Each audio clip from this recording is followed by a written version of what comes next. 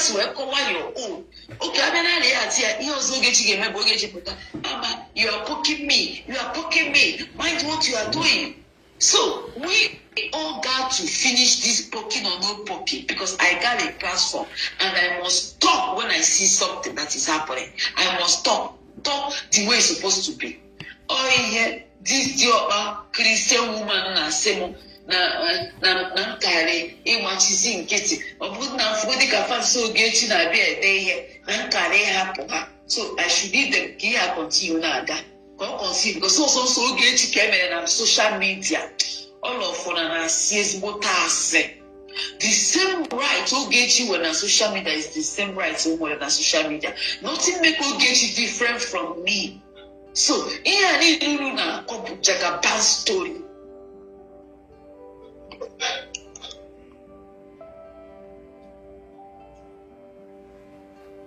So, I want the one the other side, see another street, then we share another street. If you need an accountant, then we not hang accountant. Well, Christian, onye be Ogechi na-atọ ụtọ na mụ ekwesịrị ịdị na-atọ ụtọ with the same person. So ihe ọ na-atara ịgwa mbụ na ọ bụ Christian who divides. Of all the same Christian who's supposed to gather everybody with love and peace. So onye ọbụla n'ọnwa ya anyị niile bụ nwanne. So Ogechi na-esesi mmadụ okwu. You understand? Onye ọ na-esesi okwu. Me, I have to also just esere onye ahụ okwu. Na mụ onye ahụ ekwesịghị ịdị na mma. Mba.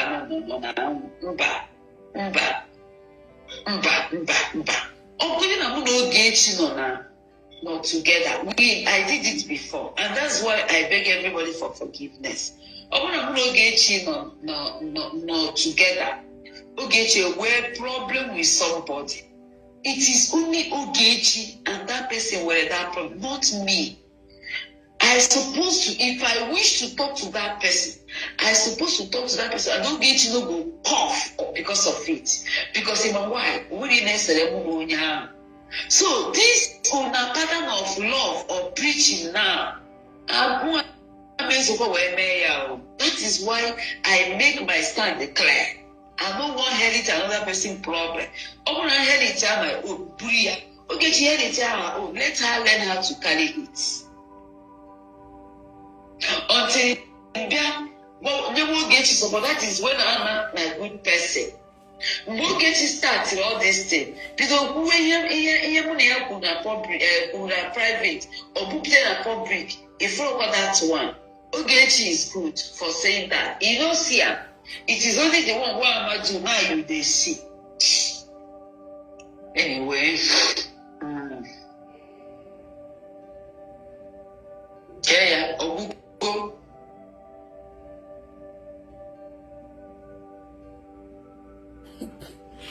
Ejo Sandra, they were my sister. Maybe I want to put it or something. Let me sit down and I don't know. You can meet you. I'm going to in a name, woman, you record dog, you drop.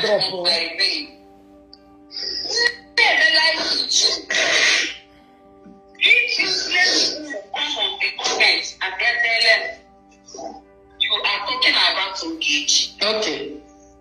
Then how Ogechi? Okay.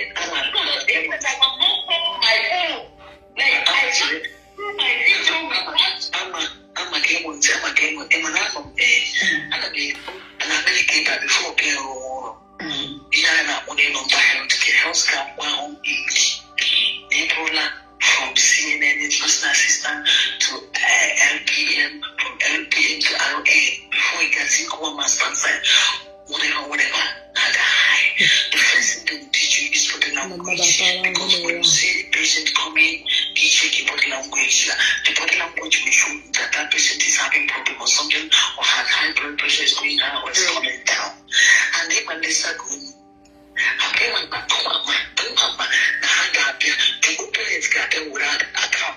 account type way. Say, hey, you're talking about Ogechi. I'm going in a quarter day, I'm going to my attitudes. Getting your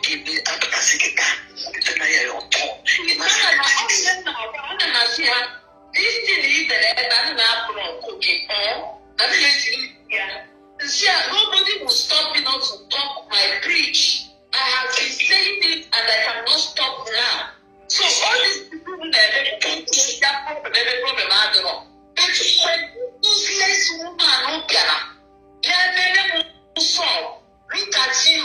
Why are you not sharing very dark man program? Why are you posting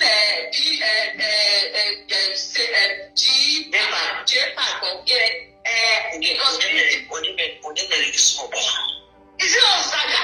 Saga watching the analysis. That useless woman why are you causing problem? Every problem I develop.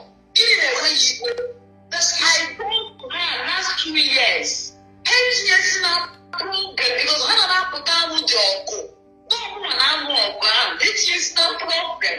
Let everyone do this nonsense and they go online. Onye Pusaka. I mean,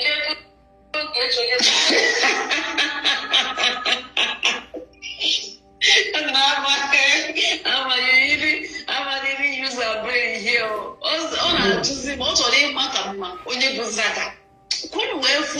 These people, they are the very deadly. I'm going to where I see last 2 years ago, come a video when I was at Garcia. Hannah didn't see problem everywhere. I stop boy.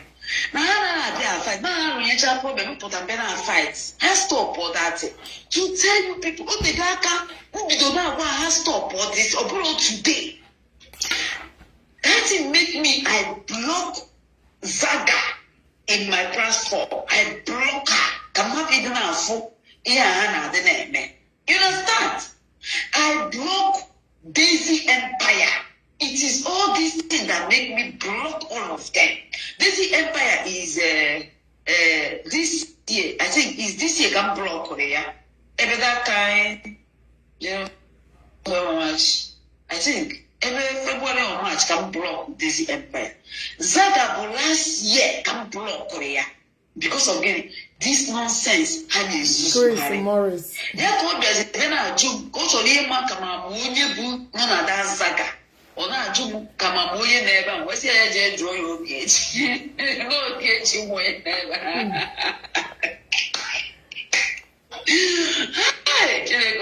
I wasn't there. No, I said, how they feel now? How will it bring? But how about that now? Oh, would you will bring past the Megan on to here?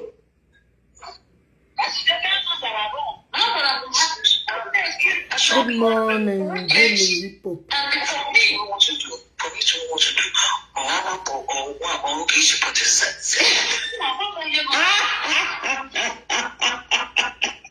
so how to know what to do? Actually, when you come on, when you know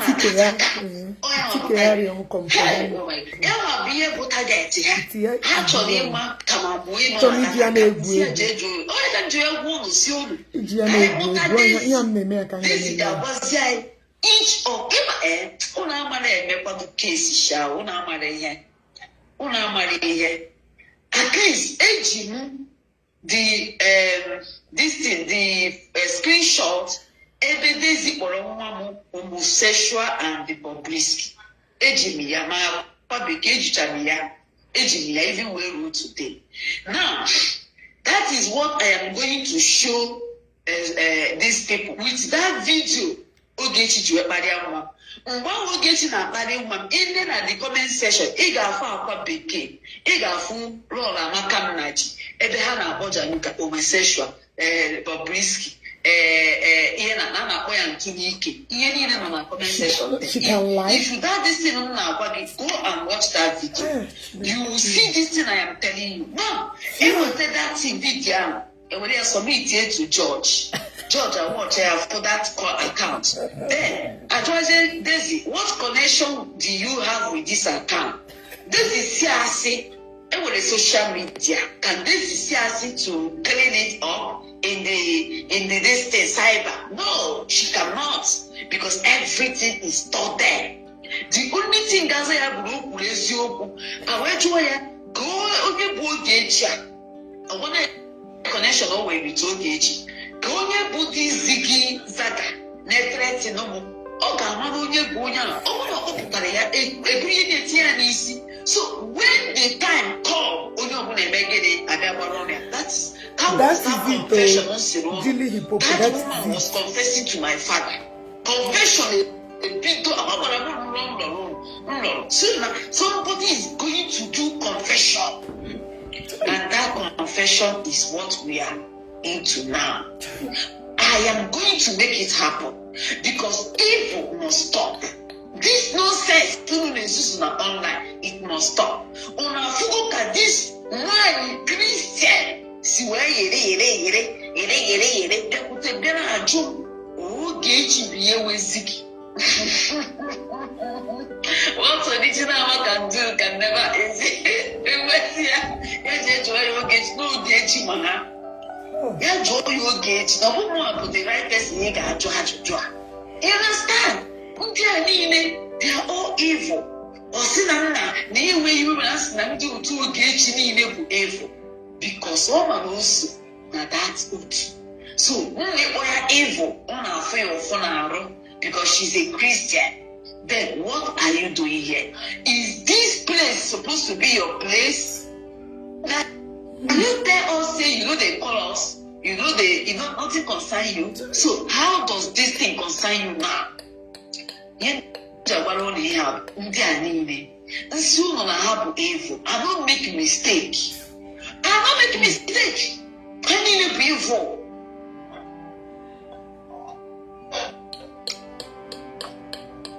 Lagos special company they ask come on Ziggy. Come on on that account. Oh, we come on that account or talk for Mara. Never don't see. I'm not going on that account, Charles. Okay. And the account that is going viral. Account that was 50, 14 the guy was talking on that saga. DJ also commented by Ziggy Zaga. Ziggy Zaga don't they hear him? DJ is also afraid of him. I wouldn't see like him or watch anything or not do anything. But she see when a man was making video on that account. What does this thing tell you? Ziggy Zaga, Fanana, or ya he post ka PJ Ashawi Tilijiri against you. I'm going to get that this has been accumulated anger. I not tell you. I couldn't go complain again as count again I got viral. Did you hear it?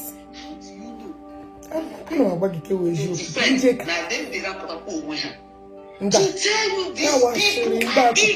for years. Don't they plan this thing for me for years? No be today. I'm a comedian name. I'll show you no I can't no. Let me like this. About 3 times. 3 times. But I'm not that place. What began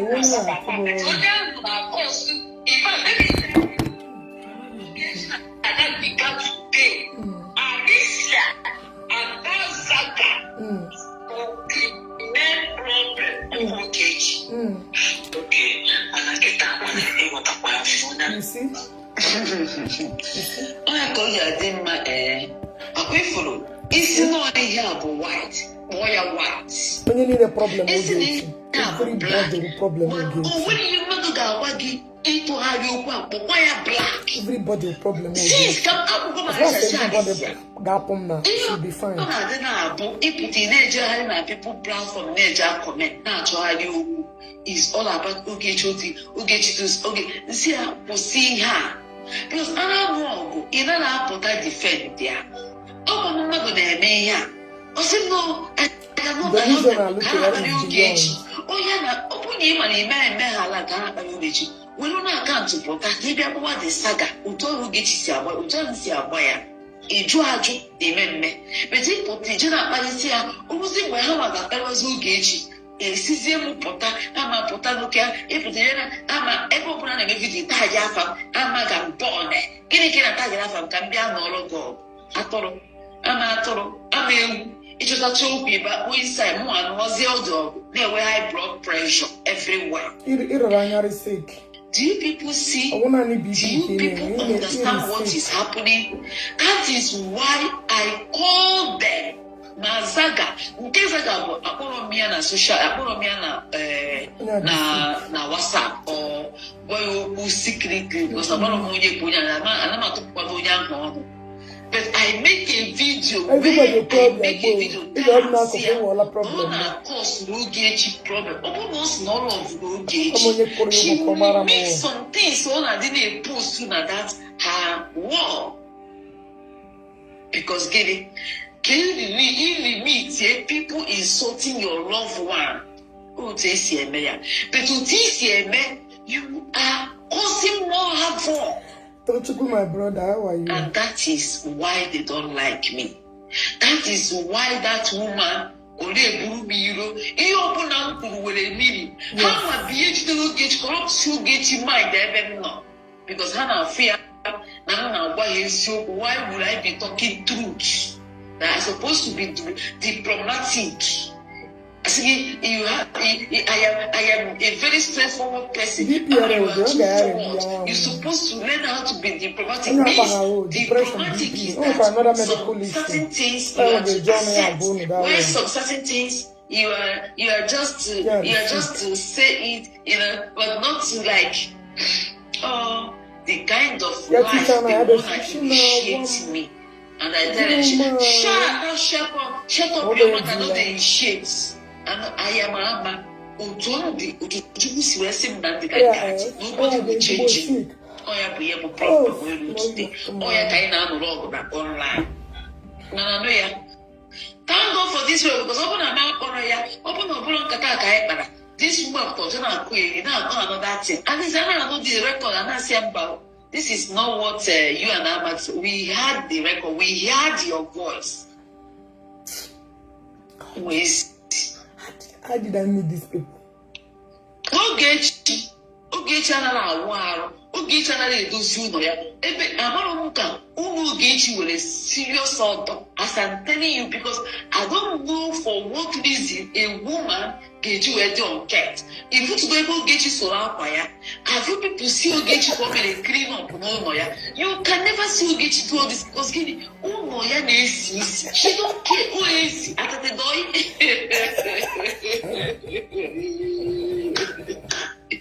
Attitude.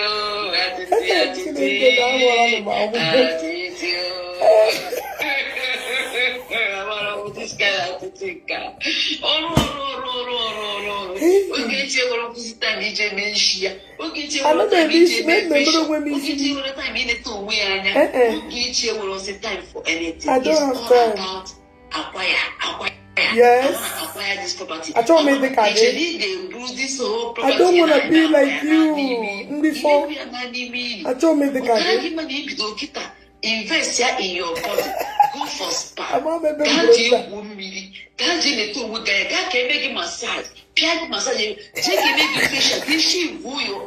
can't. I like it. Yes. Take leave and relax. I will not. Go to your office there and say, I will not relax for like 2 weeks. Give me these holidays. I will relax. Not. Take care of your family. Go get you a shoe moggy. Clean everywhere. Don't do too much water. Go saga. Couldn't get me. I'm going to run over this. Chineke. God have mercy. Naro. Ezi Chineke. Imewolo mi ihe yọrọ gị. Ezi Chukwu. Imewolo mi ihe yọrọ gị. Itibori, but listen to me. I have Itibori, but oge agala. When gonna acquire I have grown up kids who does all those things for me. I won't gaze on my desota. He cannot do anything. My daughter cooks. My daughter cleans the house. My sons cleans the house.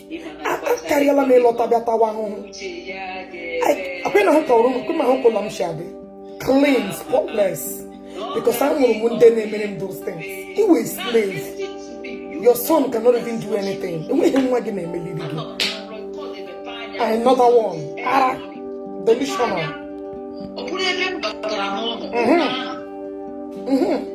Is a new house. All the kaya so can I another house?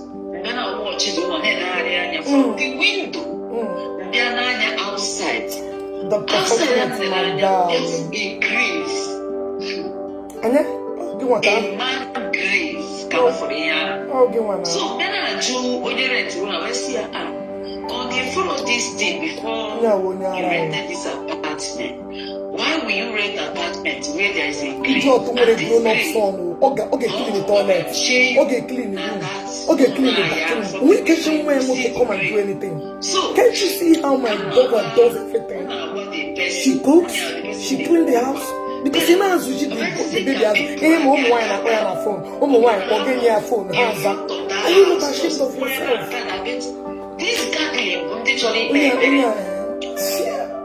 is the people that want to play.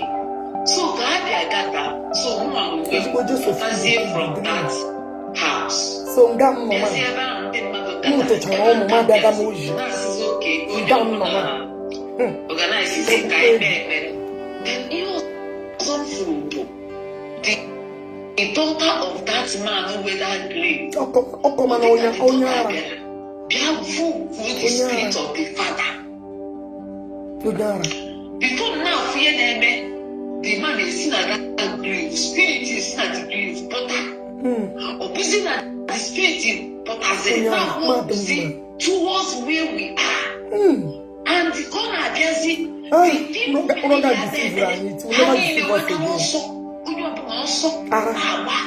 So Mama, my twin sister with some of people in my family. Roman with the family now. She needs site evacuation. With that spirit back to where you come from. Go back where you come from. You don't belong here. When children are saying that, you really this is it. Back to that place. My three sisters join ya. My family members not around. How do you now join? I need the way I am. I think the spirit when I reach back to that grave, where by inside, go over the inside. Then these people gathered all of them started coming back. So when I was announcing, this is why it's your water all the time. Even if but you want to chin and south. But you want to look at people they didn't do. Whether they want to focus back to where you come from. Yeah, I don't know. You're born wrong.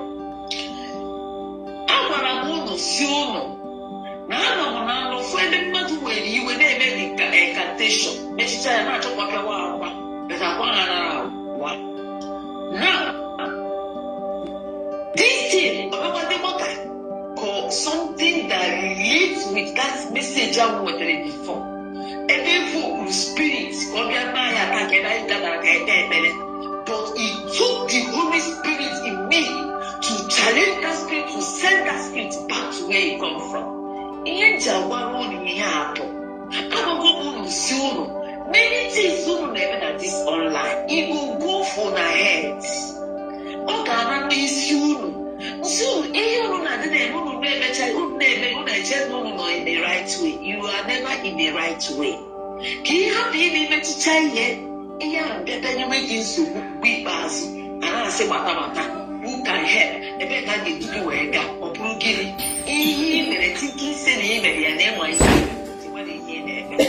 People not take it easy, you know, they are online. People not need a Ghana solve. And the spirit of death, that spirit,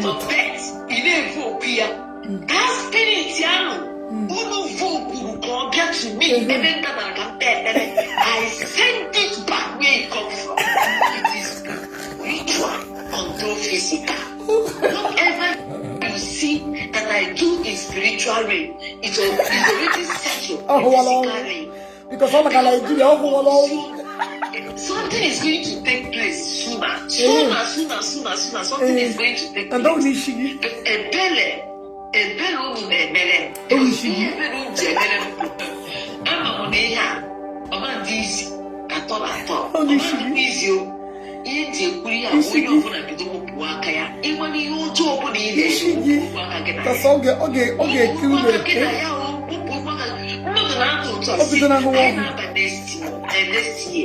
I don't want this kind of life. I don't want this kind of thing.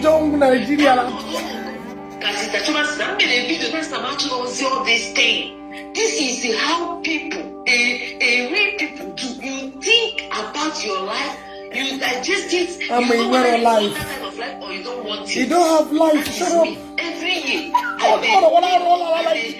look. This is not the this nonsense, and I don't matter everything.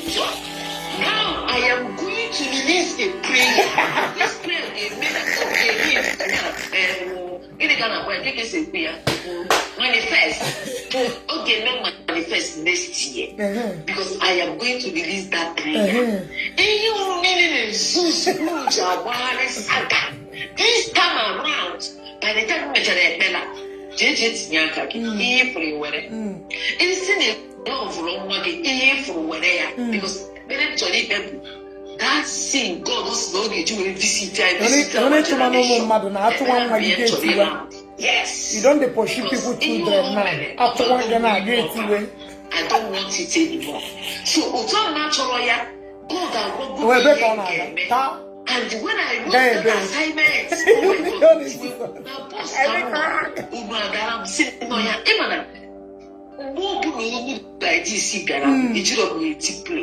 yes.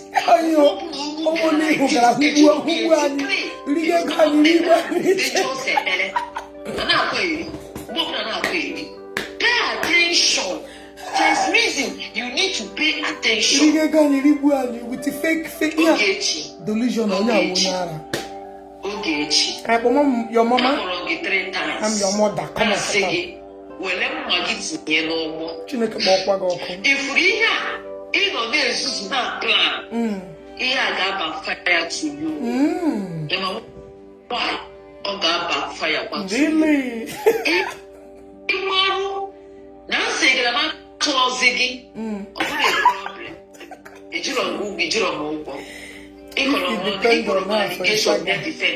You are at with your own risk. So international fire group, my they all became no be small. They can really gave your page. Yeah, next year how can so hot? And next year, can you start here with getting problems in your life? This is the time you need to meditate yourself and ask yourself, what will I do? Can I continue doing a good thing, or should I continue this kind of lifestyle? And you know that this lifestyle people don't know you French now. People know you liar. People know you in a good bad. People knows you in a very bad way. I am telling you.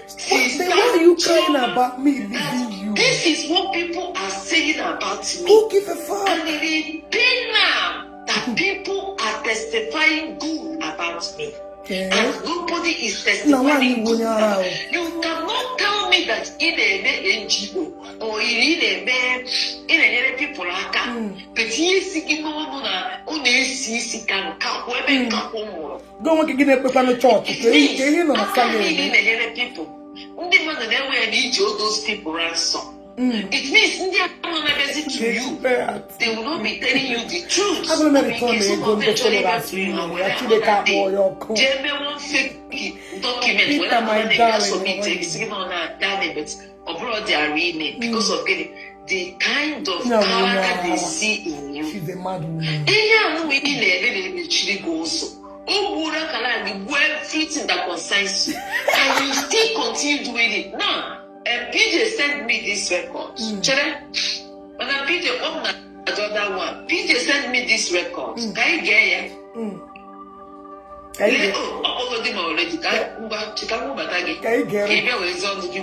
wanted to play the record now. But it will go. So, Madam, good morning.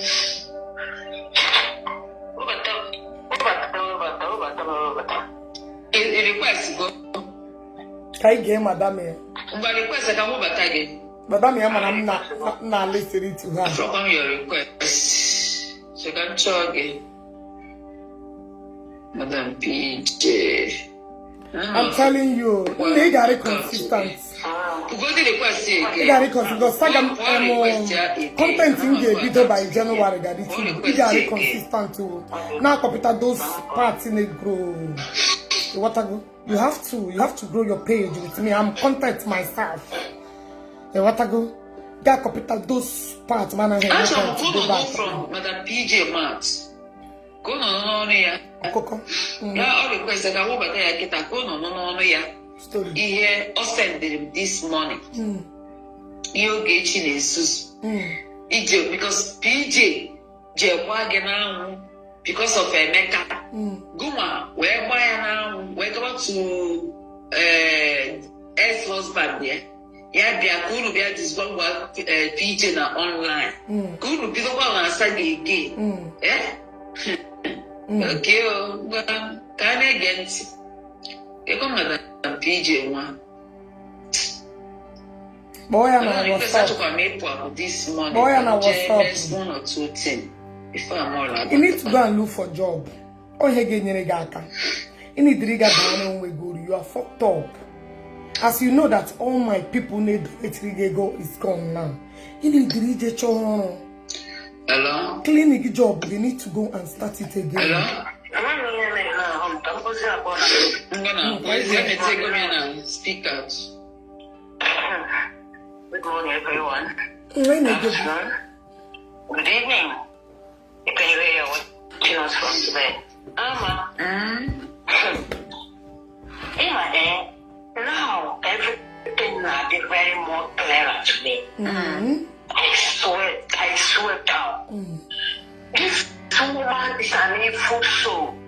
Okay, she is an evil soul. This is my first time speaking it in this way, with boldness, with character. This woman is what? An evil soul. Character. Do you know that? One year, February, because some of my like me, I can't be placed there to her. We are in the call of Manje. Yeah, I'm not magic. I'm going to get a booyah. Mama. I'm not talking the one arrest, actually. Mama. Now, I'm not arrest. No, who can talk. Now, I'm plan to go show on our email now.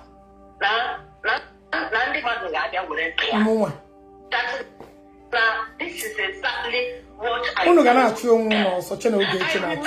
It was only Alicia. I'm not here. Alicia! On the cricket!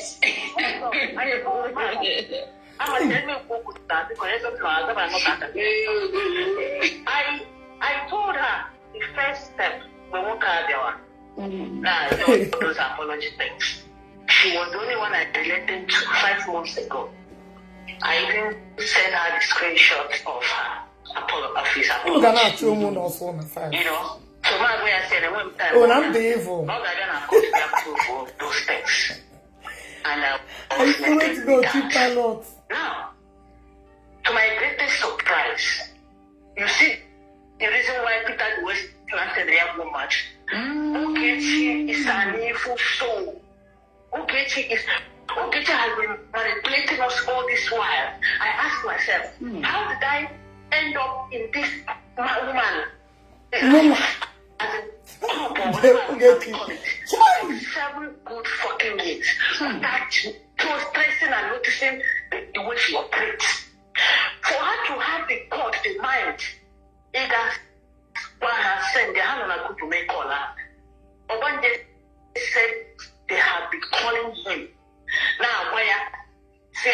na show ahụ na game na nna apị igbu ya na ọwụkwa arrest. Arrest onye dị China dị mega arrest is normal. He's aware of that. Okay, don't suffer. To him, right? But how about say ya na nna apị igbu ya na ndụ ya ka njọ. So, no put that continue the saga to distract me. And this is the plan. And I had now where I have. Now I mean, I had the number. So everything now plan on a here. Do you see how this woman manipulates people?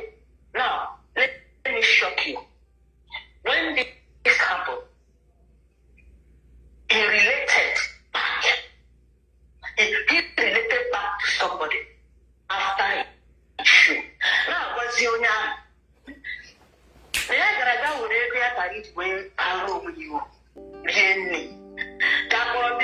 security na army guide you where to have people here. You don't waste because when you have the cocoa that is going on, you don't waste the area that each way.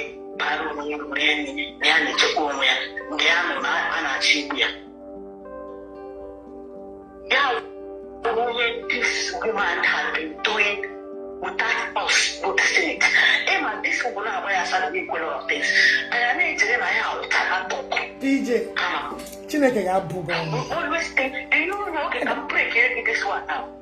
This one is coming from me. I hope now my voice is loud enough, Farmer. Of course, people are listening.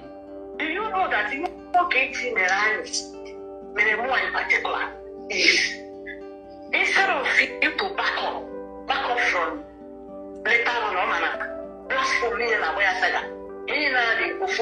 One day, you can read this sense to whatever they are saying. In wherever you're poor, don't get initiated people to saga us. Don't get initiated people to saga us with what? Fake account so that can we can remain here permanent in her nest. Are you serious? So that after that you have no choice to do. Are you serious? Now, hey. Where am I getting me chafu? Where am I getting me chafu? Get you too much. Fake account only. Let's send people on the real or the fake in the better. Could you imagine? Information to opponents here. So that they can put our support so that they can remain in that mess forever we can. Because although that these people we are not staggering these followers. In what you are this gospel I'm preaching 1 year, 2 years, 3 years, 4 years, 5 years, you are saying, but because now I said I'm going to the picture of everything. Could you imagine? Where am I getting me chafu? Everyone. Nano gate. So this is why I don't want to call that person's name. I have this indirect saga to her. In fact, now I know the number. Do you know why? So that I'm not saga. You know, this person and only will take him to defend her. In another one. This is how this woman was manipulating us for years without us noticing this. So all these things, you know, and preach all this while we so good. And I confuse I with an animated and cheap. And I confuse I and people play. And I go in that ground. Now, people. They didn't give me this woman to wear the effrontery and mind right. That way, shake not to Igbo matter. Now, Igbo matter with that. I'm a people. But I want these people to bring out a voice record or chat where I mention such evil acts. Now, let me break this. I'm putting it online. Make sure I'm putting it on close to your feet. Oh, no, close. They could be for naked. Only by naked. Man, the middle kids open to the woman that care. Emma, which I'm asking it record. When you the time, I got off there because you are taking long. Okay. Okay. You think you're smart, you are not smart from the beginning. Okay. I'm a very quiet person that respects people, a personality, no matter the kind of character. But he push you to the wall, man, bad or talent. Do you know that now? This woman, when I call her, she vowed and swear for me. No, you can. I never said I didn't say it though. I said it though. I never denied that I didn't say it though. I said it. And you vowed too.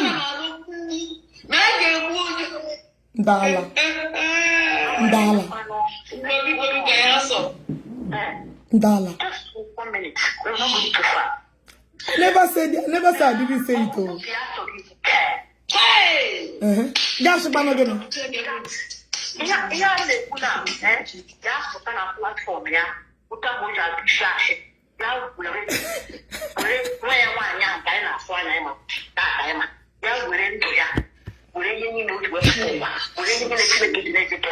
Everything on this town, this conversation, Hey! yeah, I mean, that was it. I don't want to lie now. Either before saying No, we go mass. We go mass. So, come on, plan. We go mass now. Hey, I'll say it here now. Listen to me. I do spiritual things. Okay. I don't spend my hands. You get it right. People that know the way I operate, my way I do, the kind of things I can do. And these spiritual things, I can never spend my hands. That's why you know me. You know I plan to come and come. You know me. Fire. Did you remember that I made course in that group and the rest? The one that's not going to show up. You know me. Come on, yo. One is that you will not get to remember that group. Okay, yeah, you made course, yeah. And they course that you just where's the whole don't you say, oh, no, meaning you now is you don't have this not big Ezio. only 1 week. Obido. You don't want to go outside, everyone disappear. From there, I don't need that to mess on. Because although on a hot to a sense. Shut up. You were a spiritual walk or that life forgot like this.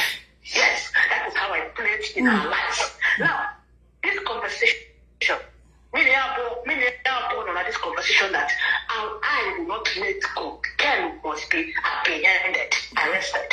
Now you get to any level. Marriage will graduate to Senegal step. But now for me, make it very open. Why would I be discussing this? Okay, check what I'm on. They had to happen. Now, not the thing there. You see, I put up the rubber. Staying your hand cannot give you justice. That was my word.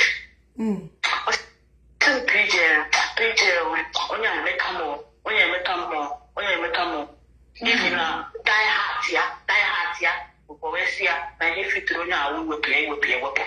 Mamu ye wonya hona oya. Ye make a statement as a statement unye the hard broken. Yeah. But to know why I can reach this point now, because of what I had yesterday. I'm not in another myself. No wonder. The man had been calling me. When you're walking up, when you're walking up, my tongue is I'm not more information about with that. Maybe can handle for me, but I'm not planning such things. Swear down. I want that woman I watch him not that confirm. What will my job make sure? Because I'm not going to get. So you we get on Facebook about the everywhere. I always say it. Nature and pen or never hide it. Did I say I didn't tell her? Oh,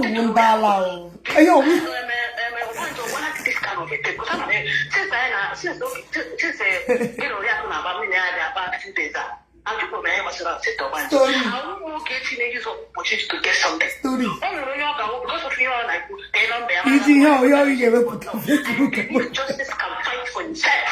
Yeah. Exactly. We have an opportunity to reconcile with him as right now. Even 5 months ago. But we'll get it to opportunity to stagger me, but she will enter into more protocol. It's a promise. Come on, shut the fuck up. Make sure everybody. But need your time, make it like banana here.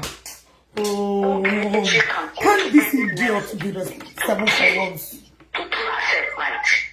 I have actually confirmed this. If you can actually call in the group and send your followers, we send their Peter to tell the world, not the other woman. Peter, the God has around again. Whoever passed for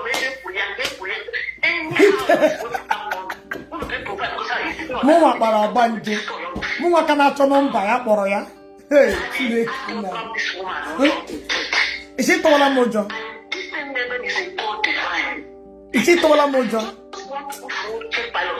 With that chief pilots coming in the midst of us, this man is the and distance will not enter. Chief pilots are lazy for causing problems. By making people not sad and so that we can know. After the one, you know what I mean, you say. You know now, for one year to have we are more critics to make it in life. They want to get size and they paint whatever. It's making people to run. No, we have get perform that this award because we get it too much. We are the only fact of the social media. If I am aware of that, no one who knows where now they are the time they encourage people to and put what they are now added to it. Name what you now know with them. Because once you start on your phone there, they will not see you as a liar. Because you know, put another support drama. For example, I never saw one photo people. I don't make believe the way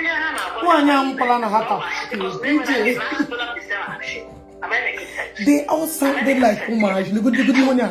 Because you know, we don't get what put on Facebook about the Abobico. Hello? So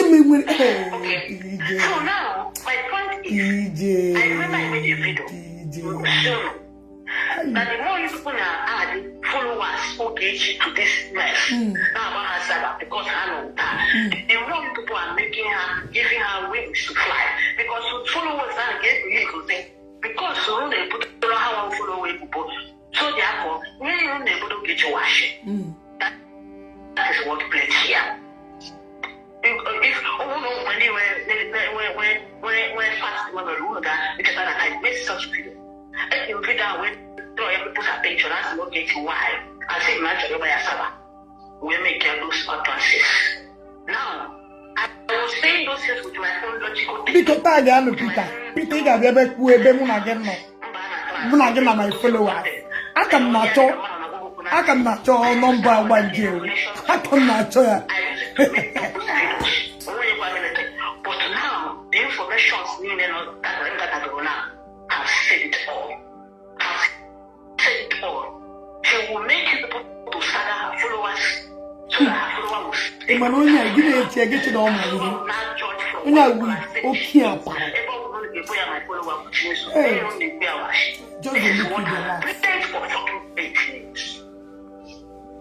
it's a movie. For 8 fucking years, and I will stand firm to destroy any destroyers. The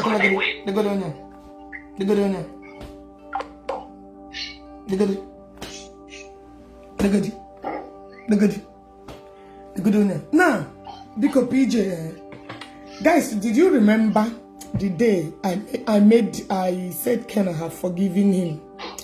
My put life, she even Ken. I plan the channel me boogie. Did you guys remember? I said it actually made himself more on anger. Him the wish I am or him GT everything. I never denied it but the first time I was the initiative I refuse. I said it with my full bottom heart. Nature so now baby partner what's the house on now PJ listen to me. Guys, did I say this thing or I didn't say it? I said it because I was angered. Go and watch my previous video.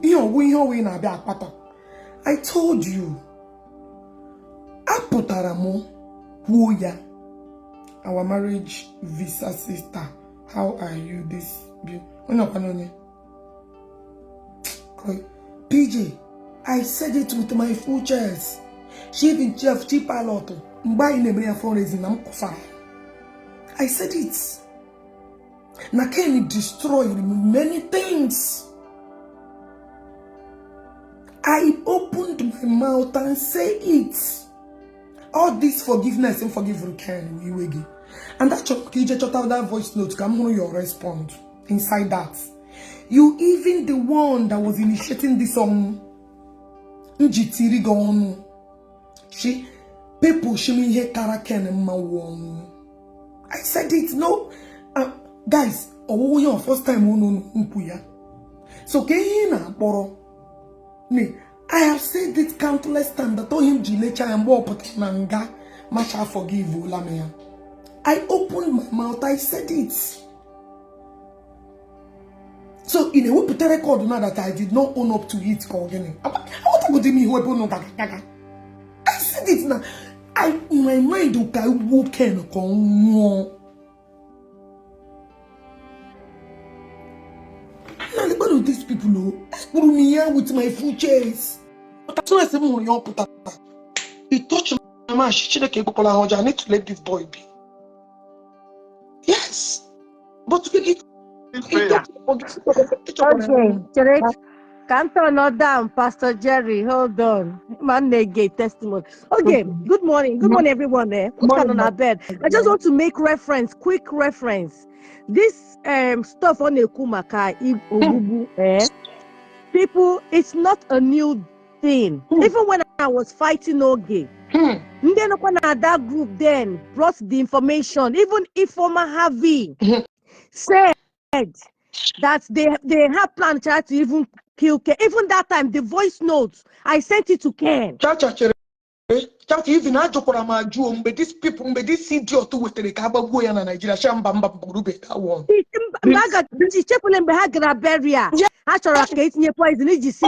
Chereno, Chacha, hold on. Imano disamusu ana PJ, Shemo, the best thing we will ya dear. Mashambamba, and the one I knew, couples with somebody I put a boneka like you. Shamba Chomi make a place. All the Banu can you put again. Okay. Okay. See here, let me tell you how this thing works. Let me just explain. Emma, hey, wait, I get miss divert their names out. It's not working. So now there's a new topic. This thing now is like a new topic they're bringing out. Number one, this something of buying Ken is not a new thing. There was a voice note to it where that Ifoma have it brought. Now, young women in Ken and Senegal that they planned so much to kill Ken, but now Ken, even if I have a program, Ken that period, you understand? So it's not a big deal. You understand? Just like this Jasi. See, if these people don't understand how POG operates, it's a pity. Remember, POJ members were calling him, promising this amount, and then they will go to POJ platform, Aronwa program, see that KD 50 million, somebody promised. You understand? So now this Ogbanje zone now, Aputala, Maka Peter said this, that. So now they've now twisted. Now my question is this. This is my question, and this question is for intellectuals. So, okay, so all these years, PJ and Amma knew that you're evil. They were still with you. Amma knew you were evil. They were contributing money for her, for car, for television, for everything, and they were still with you. So all these years, when I was saying Ogechi is this, Ogechi is that, they knew about it and they were still with you. These are questions reasonable men should ask themselves, that why is it right now? Because they feel I was one that brought misunderstanding in your camp. Why is it right now? They are realizing. Why is it right now that PJ you are realizing But I remember when you called me, if you have anything, bring it out, expose all these people, this blah, blah, blah. She called me, there was a time she called me on the phone, over one period, yes, over one period. I'm more that time playing a voice note, Baba Barrister, or I can't remember when. She called me on the phone. That I know that she knows that all the very that I'm still taking time to heal, but the only time you can set yourself free is to bring out all these people in palace of fools doing this, doing that. Lucia, listening, that's already people are already sending messages to me that how many people has Ogechi brought out like na Monye Wulola Makanajin. Why should I now be listening to people like Amma and PJ telling me to bring out who intelligent caller? That is what I told her. So in case she recorded the letter, play it. Oh, you understand? Now I say, Chichi, you need to bring out all those people in palace of fools, doing all this, doing that. Yana, but come on, see, listen, it doesn't work that way. Because the Magonya get Koron, so we are now. Now, they will be there. Now, my question to you, PJ. You understand? If you feel Ogechi is evil, everything you did from day one, you started supporting Ogechi. Come and tell the public why. You have to support her evil. If you feel she was that evil, she's mean, she's evil, she's this, she's that. Even when we were preaching, even when our left you, was calling you, was telling you that one day, why did you have to stay till 2024 December before voicing out? Why did you have to stay till this end before bringing out your atrocity that you committed? Let me tell you, it's only an illiterate and a fool that will listen to all this cook and book story, because you knew all this while that would be shouting about NGO, we were shouting about this, that. You kept mute, you were supporting because you wanted to be borrowing money, you wanted to be seen, you wanted to grow your page. That is why you stuck with Oge. So why are you coming out now to come and tell the story? Nay, I'm not fighting you, but I want to bring out, because for years, me and Ogechi fought. You were fighting me, calling me names, saying all sort of things, saying Ogechi is doing the right thing. So how come all of a sudden Ogechi is doing evil? That means all would the main evil people that were pushing Ogechi to do what she didn't want to do. You understand? So don't come out to say this story in Ekuna Natori Buken, you don't say Magra bury yourself. I don't already bring out the voice notes. When informer have you brought out the news. So it's not a new deal, it's not a new thing. It's actually the numbers. See, let me tell you, how intelligent people behave. You don't come and bring out story without bringing evidence. Now, if you spoke to Ogbanje or anybody, you must have recorded them. We want that voice note when you recorded them. And the tell Ogbanje to run a program and show the numbers. I personally will track those numbers from UK. I will investigate. I will bring those people and their real names that are under those numbers. I will bring them out, because you can de POJ name maybe na jeleje po na see Peter and PJ Chokwadibugo, maybe you just that one. So that one now maybe they are not contacting that. I heard that you want to kill this, that. My sister, Ima, why I show me to Yoku, no Nugina, Oku, no Kugina Ogechi. Number one, you people started before Saga. Uno Momuno before Saga. You people are friends. People are like sisters. No. From the story she told. No. From the story she told. No. Not like that. Okay. I met her on Facebook. Now this Facebook material. I don't know her without Facebook.